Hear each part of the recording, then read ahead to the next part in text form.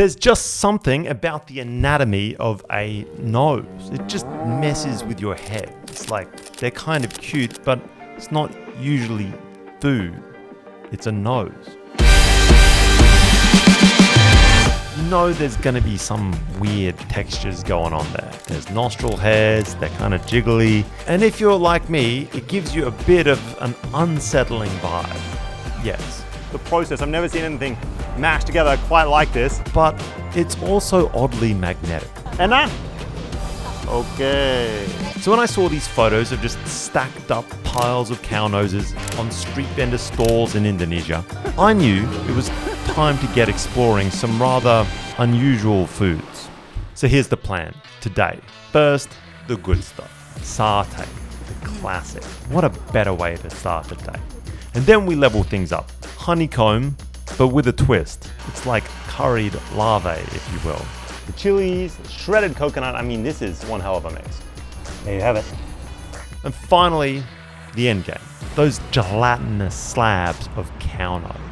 Wobbly, hairy, and totally unskippable. Sort of beautiful in a rather unnerving way.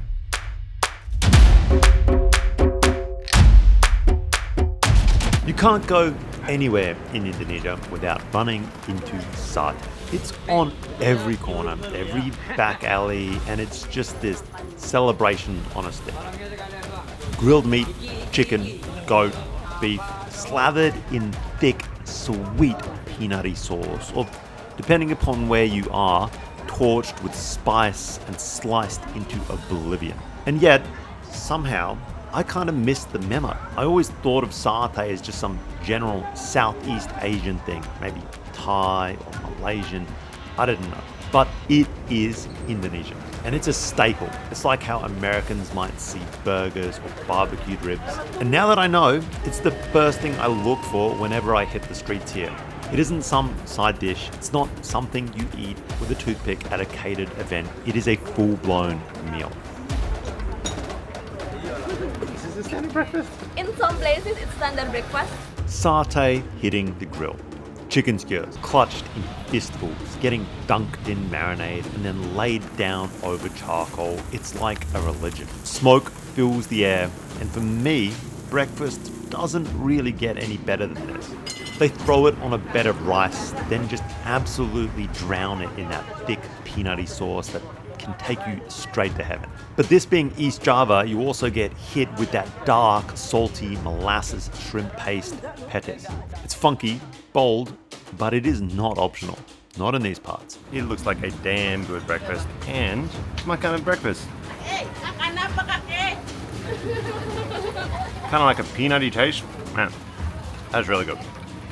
There is a lot of people coming to this area to buying this satay because it's very cheap. This is 10,000 rupiah. That's super cheap. If you're ever in Surabaya, what a breakfast. Maybe better than the toxic tofu.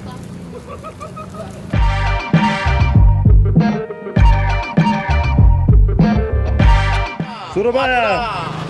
Ya, Surabaya. Banyak Maduranya, Surabaya. Madura! Oh, oke. Okay! Madura punya. Madura! Madura punya. You know, whenever I'm walking around and there's a cobra sign swinging above an alleyway and a dead bat hanging underneath someone's laundry, I know I've found something pretty interesting. An interesting start to this restaurant. Apparently they have cobra as well. Oh shit. Ooh. Ooh. Ooh. Bro, that's wild. Oh shit. Be careful, he could sprout. Spit. Oh, that's a fucking mean cobra. But we have done that before very recently. So today is not bad. But honeycomb curry? Something like that? Probably unique and definitely worth sticking around to find out what's cooking. You can find these kind of places like all over Indonesia. They sort of focus on exotic foods, and it seems to be a trend that it is often Indonesians or non-Chinese Indonesians serving Chinese Indonesians. Go figure. The bee larvae, wild ones, is eaten all over Asia. It's usually a byproduct of the wild honey collection process. But the way they're preparing it here in Surabaya is a whole different game. I've never seen anything like this. Dimasak kerengsengan bisa, dimasak sop bisa. Gitu. Usually, Chinese people come here to buy the cobra for they believe it's a medicine. They often ask her to cook the meat. And what about the bat? Do people come here for bats? Yes, but it has to order. Alright, first up, chilies. Green ones, they get sliced. Next, we're grabbing a handful of red chilies, toss it in with some garlic, some onion, and a handful of lime leaves. Everything gets tossed into the blender. No messing around, just blitz it into oblivion. This reminds me a lot of the way we ate the tawon. So maybe it's just kind of like the curry-like mix that you eat all kinds of exotic creatures with here. That's my stab at it. And while the blender's doing its thing, we get to work on the larva combs, breaking them down into just bite-sized chunks. Then the green chilies, those thin slices, get tossed in. Big handfuls of shredded coconut go in too, and we mix it all together.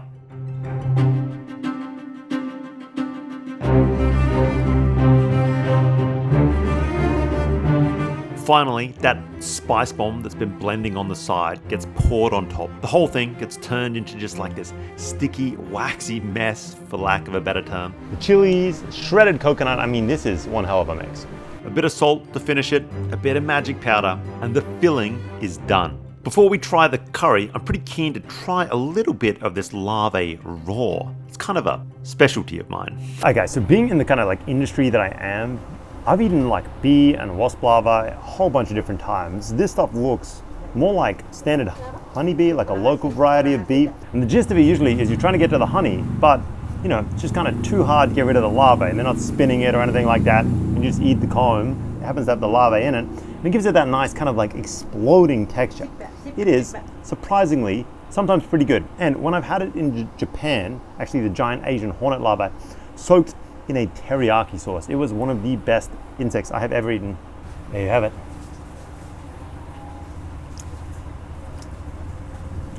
I'm lying. It's got a bit of that sweet taste from the honeycomb. It's really not too bad. Small variety of bee, at least what this is.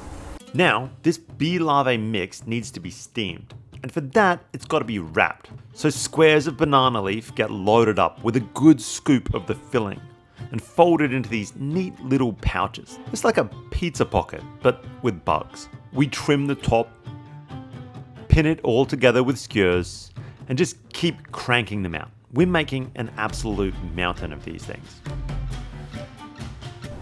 Guys, I've got to admit, I was not expecting this. When I heard that we were going to be eating bee larvae today, I was not expecting some kind of like dumpling mix put in a banana leaf. This is like the most preparation I've ever seen done to maybe an insect in general, but for sure honey.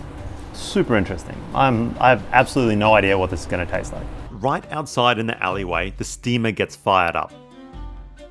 Alright, so we have them steaming away maybe like 5 or 6 of these kind of like sachets of bee larvae, of honeycomb. Loaded with larvae, a little bit of honey drizzled in, tons of those kind of like basic Indonesian spices. It's a thing. Let's see how it is. And it doesn't take long before we're good to go. The skewers come out, and underneath you've got that shredded coconut chili mix spotted with black bees and those see-through little larvae. It's kind of wild, but it's kind of beautiful in a weird way, and it smells good.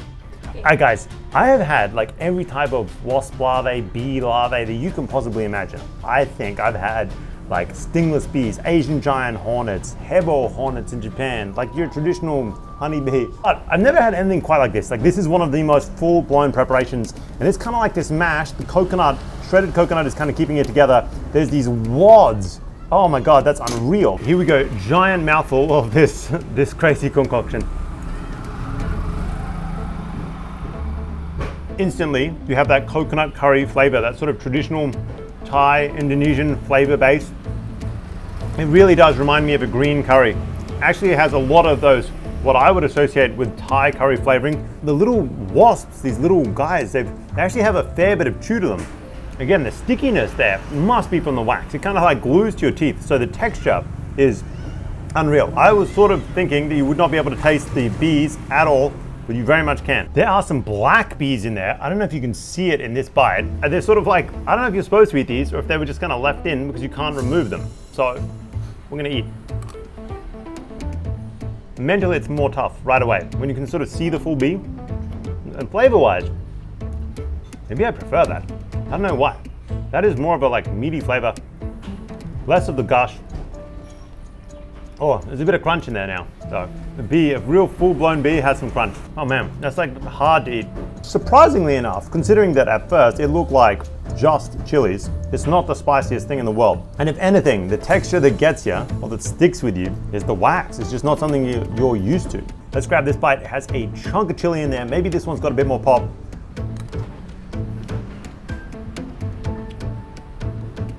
Oddly enough, I'm kind of familiar with that flavor now.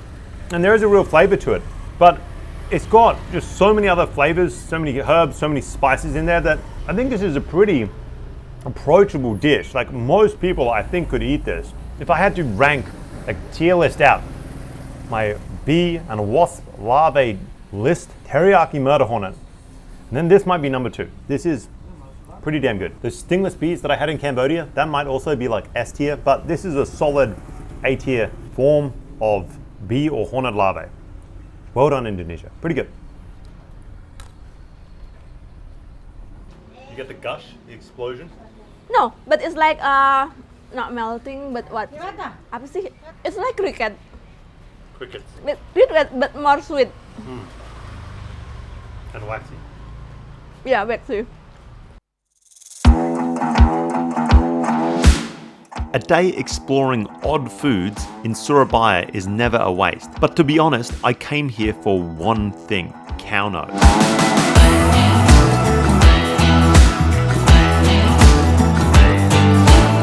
I'd seen photos of this, just these big yellow slabs of snot and boiled nose stacked up roadside like trophies. And I didn't know how it was cooked. I didn't even know what it was called. I just knew that I had to come and I had to eat it. Crossing the street in Indonesia, easier than Vietnam. Much easier, in fact. And you'll find it lined up around bus stops and train stations, just these vendors selling different variations of gelatinous cow nose dishes. As far as I can tell, this is some kind of like cow nose salad. We have this giant mixing bowl in which everything gets kind of pasted together, mortar and pestle of some kind, let's call it. Slice up some vegetables, a bit of cow nose. Let's see how it goes down. Tahu! Oh, the good stuff. I'm kind of particular about where I get my tofu in Indonesia these days. It's from Jombang, from another. Jombang is not the place where we buy the toxic tofu. No. No toxic tofu, guys. It's not just served up as a salad here. The cow nose can be served straight up, just chunked and skewered, ready to eat takeaway. Anna? Okay. Alright, to put this cow nose together, we start with a handful of peanuts straight into the pestle for mixing. Then go in slices of green banana. Yep, banana. Next up, chilies, red and green, no messing around. We grind it all up. And then we're going to hit it with massive doses of the shrimp paste, both black and a brown variety that I haven't seen before. That's shrimp paste? Yeah. What? Okay, so I'm getting a bit more of a gist of it. This dish is like a complete mishmash. I can recognize that incredibly potent black shrimp paste that seems to infuse all of Surabaya, much of Java's cuisine. That is the like power base from which these dishes come from. I mean, it packs a punch, but it's a lot easier to eat than like bún đào mam tom in Vietnam. This is where good food comes from. Black shrimp paste, that's straight heaven. Sliced tofu goes in, then big chunks of that gelatinous cow nose, the star of the show. Some pickled veg, bean sprouts and pineapple on top, some sticky rice and cucumber just to round things out, and boom. Wrap the whole thing in a banana leaf and brown paper, and that's it. Ready to serve. Hi guys, here we go. This is that kind of like crazy cow nose salad. Honestly, it looks like the most insane amount of flavor that you've ever seen. Like the number of ingredients is wild. The process, I've never seen anything mashed together quite like this. There's all sorts of stuff. Tofu, cow nose, tempeh, all sorts of sauces, pickles, vinegar, I'm pretty sure, spice. Let's go. I mean, it's impossible to see what anything is. Wow, I think that is tofu, but I am not sure at all. I mean, that is just, like, as predicted, the most incredible array of flavors. Super spicy, salty, sweet. There's pineapple in this stuff.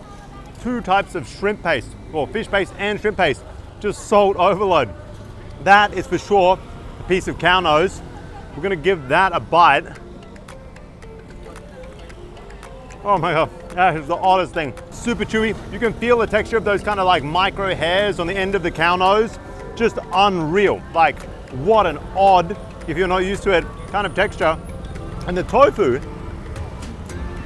I mean, the tofu, it just takes on a lot of this. There is rice in this, that kind of like gelatinous-y rice.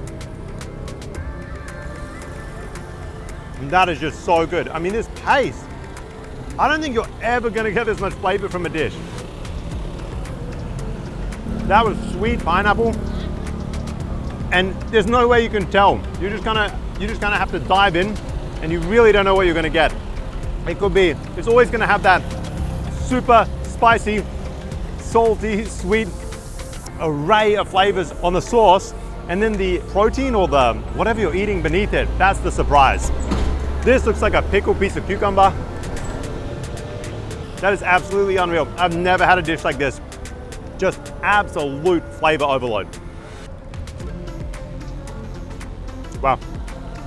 Guys, what a dish. That is the most insanely heavy dish I think I've eaten. I can see why it's popular. I think you could eat one of those and just go all day. It's that thick, gelatinous-y Indonesian rice, the cow nose, the tempeh, the tofu, the banana, that little bit of pineapple. You get what I mean. It's like all of it is just such a heavy meal. Just straight up eating spoonfuls of that stuff. That is intense. I mean, it's good, but it's intense. I like this one. This is a mix of a lot of things. Right. Where do you think the tofu comes from? Oh, she said the tofu comes from Jombang. Jombang is another agency. Do you think anybody cares? Huh? Do you think anybody cares where the tofu comes from? No one cares. We just eat this. Nobody cares. The seller, and then the one, they are husband and wife. They're selling this for 15 years. 15 years ago is 5,000. Right now, 15,000. Good? Delicious? Yeah, it's nice. Delicious. Alright, even driver approved.